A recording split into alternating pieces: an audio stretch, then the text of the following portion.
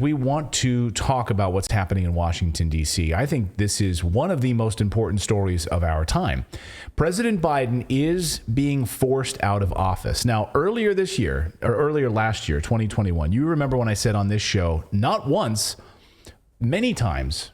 So give me props, David. I know you remember. I don't know if you remember. Yep, I definitely remember. I'd like to get some props from my wife occasionally, but I'll take them from David. I said, are you pausing for them? I'm pausing. I'll wait. I don't know what I'm giving you props for. Well, then I'll come back to getting the props. Okay. That President Biden would not finish out his first term. Now, we're not there yet, right? We still have 2 years left. Yes, honey, you called that one. Thank you. You're so clairvoyant, Clayton. Amazing. Thank you so much. How you're the knower of I knew so much that I knew what he was going to say before he said it. So that's why I was already in agreement, because I knew where he was going. So I mean, look, it doesn't take a genius to think that he wasn't going to finish out. I'm surprised he even announced that he's going to run again. I didn't think he would finish it out, and I certainly didn't think he would say he was going to run again. But clearly, the move is now underway to make sure that he does not do that.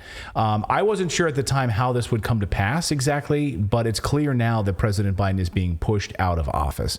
All of the deep state pieces are coming together. Will he be replaced by Kamala Harris? That seems to be the most natural course of action, of course, or Hakeem Jeffries, and then eventually Gavin Newsom. There seem to be priming Gavin Newsom to be the one that takes over in the long run. Have you seen? Yes. Have you seen this push now? All of a sudden, like there's all of these videos about Roe v. Wade with Kamala Harris coming out. Like they're very scripted, very edited, and they're just like trying to put her out there now, where she has been silent before. They've hidden her pretty much. Yes. And now all of a sudden she's out there. So yeah, and they knocked her down a peg at the very beginning, and now suddenly Kamala's out there over the past week or so. Like all of it's very strange, isn't it? How all of these things are. And by the way, nothing happens in Washington by chance. It's all coordinated. It's all part of the plan. So I'm going to get to the evidence in this in just a moment. But first, some context. In February of the year 2020, less than 1 year before President Biden took the oath of office and became president of the United States, this happened. Watch. I mean, people in the establishment's jaws are hanging off their faces. He's on his way to the nomination.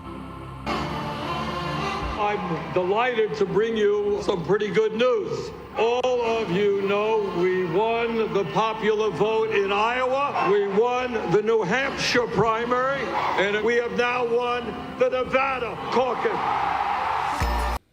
So it made sense. Young people were fed up with the establishment. Sanders' message was resonating. Ending foreign wars, a living wage, strong unions for workers' rights, free college, right? Made sense.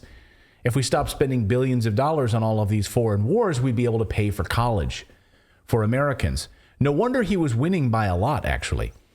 And then suddenly the message came down from the deep state. We can't control Bernie Sanders. He's maybe a loose cannon. We need someone we can control. And then the message was delivered to the mainstream media. The billionaires told their teams to keep Bernie Sanders off the air. Pretend he's not running. We know this because whistleblowers came forward. We reported it here on the show at the time at MSNBC. In particular, one whistleblower came forward, a producer, revealed that her bosses told her to keep Bernie Sanders off the screen. No graphics, basically no mention that he exists, that he's even a candidate for president. Oh, and even more so, he's not allowed to even come on the air for interviews. And even got heated at one point because Bernie Sanders called MSNBC out about it, and NBC in general. Like, why are you not pretending I'm even running? I'm the front runner. Mm-hmm. Isn't that crazy? Yes, it was. So they certainly didn't want Bernie, and they certainly didn't want him to be guests on the show. In other words, Bernie Sanders doesn't exist. And then, unbelievably, a few short weeks later, this happened. Bernie Sanders drops out of the 2020 Democratic race for president. It worked. And in just 7 weeks, Bernie Sanders dropped out of the race. He's on his way to the nomination on these messages, and then boom. He's kissing the feet of Biden in that embarrassing endorsement video when they got together over Zoom. And he's like, it's crazy that we're here together, but I'm throwing my support behind you. And you promised me, of course, that we would, there was a number of things you promised me. Yes. College, we're going to deal with that. We're going to deal with minimum wage. We're going to deal with these other things. None of that came to pass, right? Didn't do any of those things. Well, we got the crappy versions of those things. We got some student loan forgiveness. That's not the same. It's not free college. Yeah, it's like. But they can pretend that they ticked the box. So, yeah, what happened? Like, what happened? Well, the permanent government in Washington chose Joe Biden. That's exactly what happened. Someone they could control who would not only continue our involvement in foreign wars, but actually accelerate it. Do whatever they wanted. Fly to Raytheon and say, hello, I'm here to help. Do you remember when we heard that, like, I think it was Obama had called, like, Buttigieg stepped down at the same time? Like, they all stepped out of the race at the exact same time. Amy Klobuchar, great point. Pete Buttigieg, Elizabeth Warren. Hey, if we can solve this disagreement that Biden and Elizabeth Warren have had for a number of years, then she'll drop out.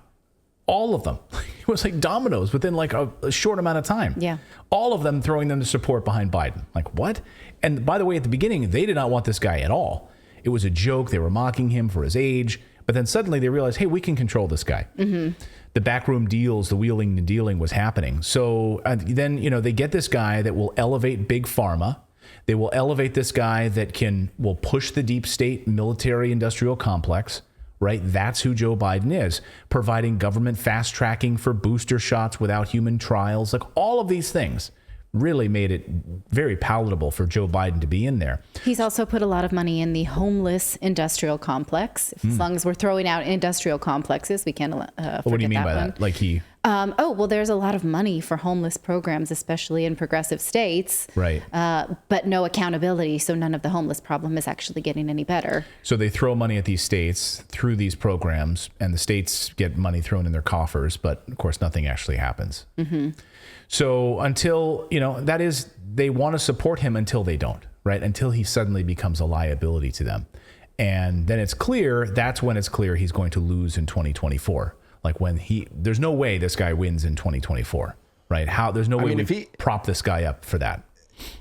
If he would just stick to his scripts that they write for him and not go off script and have so many gaffes, I think they would keep him, because I think that was the beauty of him before, was that he just stayed on his scripts.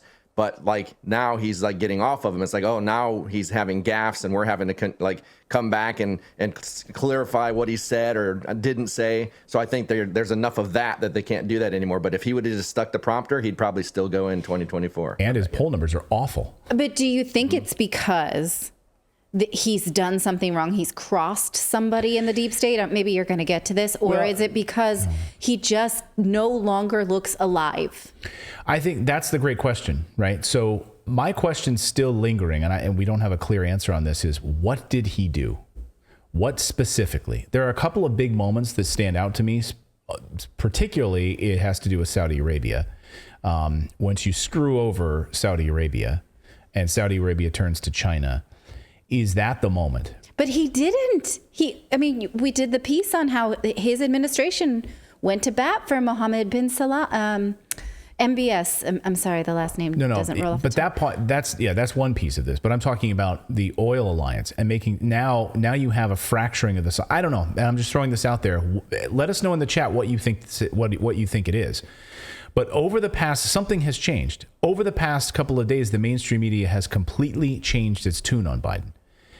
Normally, the fawning liberal media carries the water for establishment Democrats. Senator Rand Paul points out this sudden change. Watch.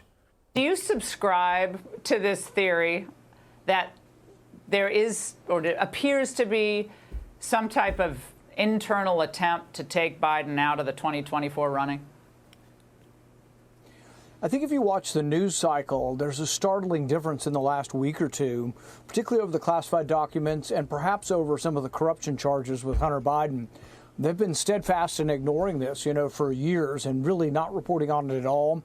I think the fact that they're reporting on it now, if I had to guess, if we were in the boardroom of some of these left-wing media outlets, what we'd be hearing is it's time to sort of ease him out, make sure that he knows that he can't run again in case he's rumbling that he might run again. I think most of us have suspected that he wouldn't run again, but I think the Democrats and those in charge of the Democrat wing of the press, I think they want to make sure that he's pushed enough that he knows he can't run again so they can start looking for a new candidate.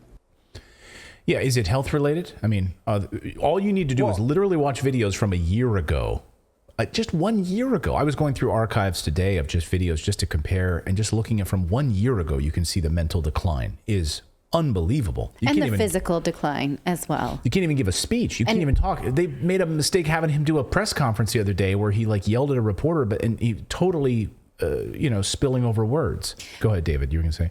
Well, I was going to say, do you feel like it's just a coincidence that this is happening after Twitter starts releasing the Twitter files and everything and goes more free speech? Because it's like they're really shining a light on what was really going on behind the scenes. And I don't think a lot of people actually knew that. And I wonder if that taking off the way that it is, not with the mainstream media, but they're seeing that the message is being hijacked from the mainstream media, and channels like ours and things like that are getting information out. And I wonder if they're seeing that and be like, okay, we're like, because look at the turn that Republicans have done now with McCarthy as a speaker going after the IRS and stuff like that. It's like all of a sudden they're promoting bills that are making sense. Like, I feel like this like shed a light on something, and they're like, hey, we better get on the right side of this or we're going to all be screwed. But then why would Joe Biden need to be a fall guy for that?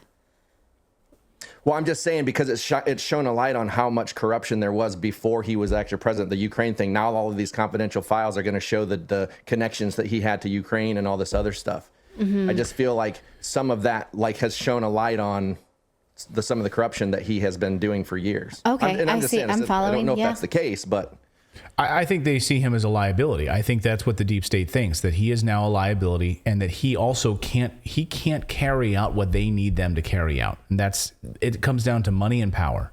And if the guy at the top is a liability, then he's taken out. I mean, just flip on CNN, MSNBC, CBS, ABC, on any major news network, they're all saying the same thing, what Rand Paul just said. If they speak out against the hypocrisy, they lose their job. They're silenced, as in the case of Miguel Almaguer, at the NBC reporter, of course, who came out and reported on Paul Pelosi's story.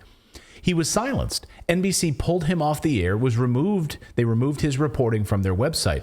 But since then, since this classified document story suddenly surfaced, the normally sort of lapdog media pounced. Even the White House press secretary is upset about it, trying to remind a CBS reporter, Ed O'Keefe, hey, you don't need to ask tough questions of me. Ed, we're friends, remember? Watch. You're the one here talking to us about this. That's why we're asking you. So let's just remember that. We don't need to have this. We work very well together. We don't need to have this kind of confrontation. Ask your question, and I will answer them the best that I can. Part of the reason we're laying that out is because you're laying out your part of the job. We're laying out our part of the job. I know, but I'm just saying that we don't need to have contention. We don't need to be contentious with me here, Ed. Yeah, we're friends, remember? We're on the same team. Right. We're on the payroll together, You're not basically. Supposed to be. Right? We act like it. But then on the Sunday shows this weekend, it's unbelievable. CBS, has done 3 fawning reports on 60 Minutes over the past year on Joe Biden, right? Big sit-down love fests. They've done continuous love fests on Joe Biden over the past year. And then over the weekend, this happened. Watch. But the issue with public transparency and the president not being straight with the American public is certainly going to linger now and be the subject of questions not only in the press, but probably from his critics on Capitol Hill. And we still don't know why there were lawyers searching the offices on November 2nd when they found these documents, and the Penn Biden Center has not returned CBS's calls and questions on that. Wow. We're asking questions.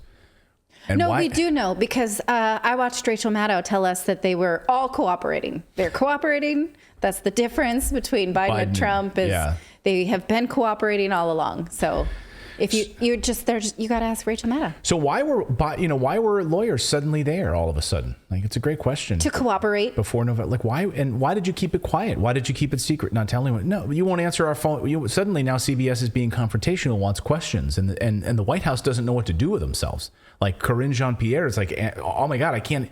NBC's asking me tough questions. CBS is asking me tough questions. It's not just Peter Doocy from Fox asking me tough questions. What the heck is going on? Or the African press corps that I fire and kick out of here on a regular basis. It's other people.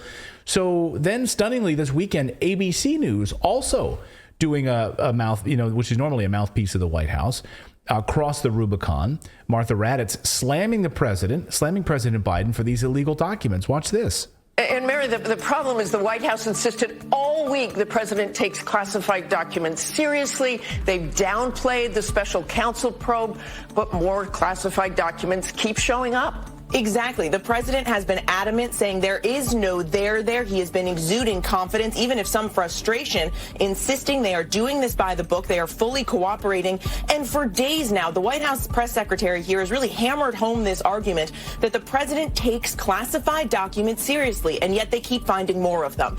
Yeah, they keep finding more of them. Wow. We cleaned it out. No, we said we got them all. And then the reporter's like, did you get them all? Peter Alexander's like, did you get them all? Yeah, we said we got them all, but we keep finding more of them. Okay, alternative theory just popped up. Oh, go ahead. Go ahead. No, you go while I formulate my thoughts. Okay, so it's we covered this like last week or whatever. Those files were found in November before the midterms or whatever. So it's like, why, if that was the case, then why, like, that shows that they weren't working with him. That just completely destroys their entire narrative that they were, he's above he was doing the right thing. Yeah, you would have told us then, right? 6 days before an election, hey, we found some legal documents at our houses in multiple locations where Hunter Biden had full access to. And by the way, what are the visitors logs? I mean, that That's part why of the it backs story up your theory. Yeah, exactly.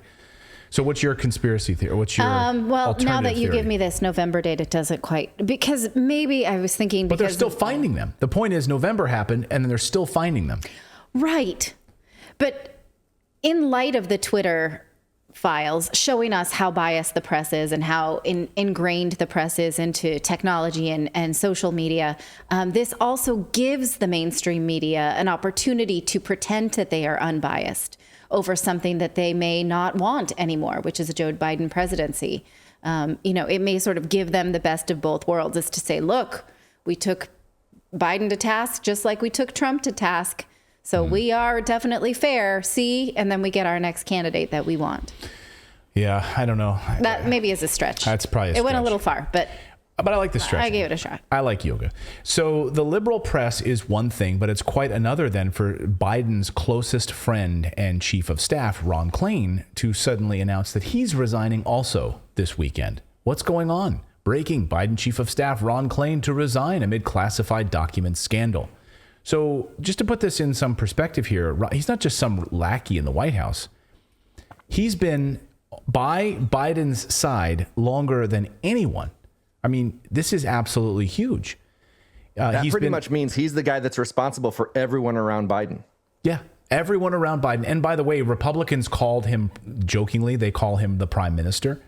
They call Ron Klain the prime minister because he is that powerful. He is running Washington. Here he is, long time ago, with President Biden, then Senator Biden, by his side, 1991. There he is, right down to the right-hand side. There he is. They're friends. That's where they are back in 1991. So what the hell is going on here? Will he run the president's campaign in 2024, or is he getting out of the sinking ship? What do you guys think of this? Me? Well, anyone. Oh. Will he run his campaign? I mean, he's leaving. Is he going to now run President Biden's campaign? Like that? I don't think anybody that's got any kind of common sense or any kind of future goals would get behind this campaign. Yeah. Like the sinking ship. So he leaves amid this document scandal. Like, what's going on here? He's your longest friend, longest ally in your jumping ship. Republicans called him the prime minister because they knew that he was running the White House. So now who's running the White House? Who's going to be running the White House? You can't even make this up. Here he is. Here is, according to the Washington Post this afternoon, Jeff Zients to be the Biden's next chief of staff. Jeff Zients. Who is Jeff Zients? Amazingly, it was confirmed that Biden is going to replace Klain with big pharma mouthpiece and investment banker Jeff Zients. Now, Jeff Zients is Biden's COVID czar. So he's perfectly positioned to carry out the deep state bidding on this, along with the CDC. He was responsible for that horrific COVID message and the COVID policies, government mandated vaccines. So it makes perfect sense. In fact, he pushed for forced vaccines. Forced vaccines? He is out with his most famous line. Of course, this is the line that made him most famous when in his speech where he scared people to death by telling them, you better go get a vaccine right now or you're going to die this winter. That's what he said. Watch. For the unvaccinated, you're looking at a winter of severe illness and death. For yourselves, your families, and the hospitals you may soon overwhelm. Yeah, that's right. And the hospitals that you were overwhelmed. So forced vaccinations, you better get there because, as he said, and you can reread the verbatim again on whitehouse.gov, for the unvaccinated, you're looking at a winter of severe illness and death for yourselves, your families. Wow, spoken like a true big pharma benefactor. Here he is pushing the forced vaccines, especially on young people. He thought young people were the biggest and most probable. They were the most trouble in all of this. So he's now going to be White House Chief of Staff. Watch this. You're right. Younger people, particularly those in their 20s, have felt less vulnerable to the disease and therefore less eager to get shots. They were made eligible later, so they have not been eligible as long, and we continue to see hundreds of thousands of young people vaccinated each week. But we need to continue to vaccinate everyone, particularly young people, because what we know is if you are vaccinated, you're protected. And if you're not vaccinated, you're not protected. And that's particularly important for everyone, including young people, in light of the Delta variant. So we are going to continue our efforts to vaccinate all Americans by making it easier to get vaccinated and continue to answer people's questions about the efficacy and the safety of the vaccines. Oh, yeah, you'll answer the questions. When was this? Mr. Personality, isn't he? That was, I don't know. I don't know exactly the date on that one, but... okay, but it's not recent is all I was getting at. No. Like, okay, I mean, it's like, no, it was during the Delta variant time, but I mean, he's Biden's COVID czar, now been promoted to White House Chief of Staff. So there he is. So I want to ask you guys in the chat, how many guys, how much longer do you think Biden lasts? Are we taking odds? Yeah. So we've got 2 years left. Apparently he's going to announce, he's going to announce after the State of the Union address that he's going to run for president again. All of these pieces are coming into place. Tucker did a great piece the other night, specifically on the Watergate angle on all of this and how 4 out of the 5 Watergate break-in folks were CIA, right? So all of it planted there in order to push Nixon out. How much of this is planted? How much of these documents planted and are orchestrated by the deep state? I don't know, but it scares me. Because it's not widespread. Piece in particular scared me. Because it's true. Think about it. It's like, it's not about the border, right? Where you have multiple players. You've got Mayorkas. You've got all these people, right? It's one thing. It's documents in your garage. And who else can you blame? They can blame maybe Anita Dunn. Maybe they can blame Ron Klain. But at the end of the day, they can blame one person. Mm-hmm. They can blame Biden. Right now, we've got the documents from Hunter Biden's laptop. We see the connections. He's got photos of the documents on his laptop. Which is amazing because that should have been the thing. Right. There was a lot of incriminating shit there. Yeah. And the rest of us that was a speed bump. Well, and think about the FBI hides the laptop, right? The FBI hides the laptop and goes to Facebook, Twitter, and other big tech and silences them on that story. So they knew about this ahead of time. Right. So how much of awareness did you have about even these documents being out there, or were they planted? I mean, this is the greater question. Oh, so your point, and that's a good point, that they could have hid these documents from us just as easily as they were hiding the laptop. Right. They have the laptop. They did since November. Yeah. But what I want to say is and I'm no Trump fan. I just want to preface this by saying this, but at this point, this is worse than what happened to Trump with those documents. Right. And why the stuff that's and how he got them and the fact that they were in a garage where his son washed his Corvette. And it's so worse. And they raided his home. And in this, they have this FBI cooperates and shows up and does a visit. I mean, we're just visiting. We're just going to hang out at Biden's house. A prearranged visit. Well, with Biden, they made an appointment. With Trump, they didn't. They just showed up. Yeah. Yeah. While he's out of town, by the way. Right. So, and then the lawyers have to even fight to get in and have a conversation with them in the Trump situation, right? Mm-hmm. And in this situation, they wouldn't even show them the subpoena, in the Trump situation. Right. And there was a subpoena. So is there a subpoena here? No, it's just a visit. It's a friendly visit from your neighborhood FBI agents. Just want to see some documents at the Biden house. Something fishy.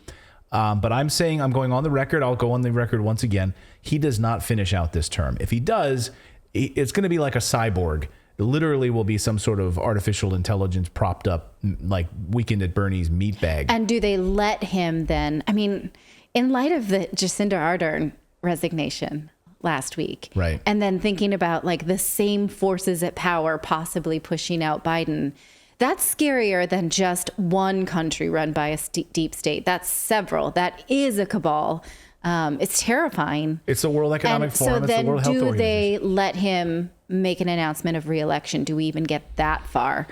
So when is the State of the Union? Let's take a over under. Isn't that how they do it in basketball? It's like it's the 28th. I think the State. It's coming up here really, really shortly. Okay, so by the end of the month, or well, I don't know. We get that soon. I think they may let. The thing is, if he really is in his head that he's going to run, then they are going to torpedo the crap out of him in a much bigger way. He will be primaried.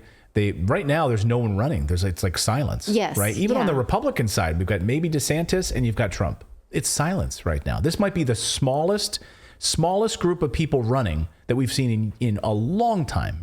Think about it, we have like 20 Republicans, like during Trump was running, we had like 20 Democrats running. Because all the major candidates have FBI knocking at their door. Yeah. Hillary Clinton, and it's only Obama who doesn't seem to have that we know of.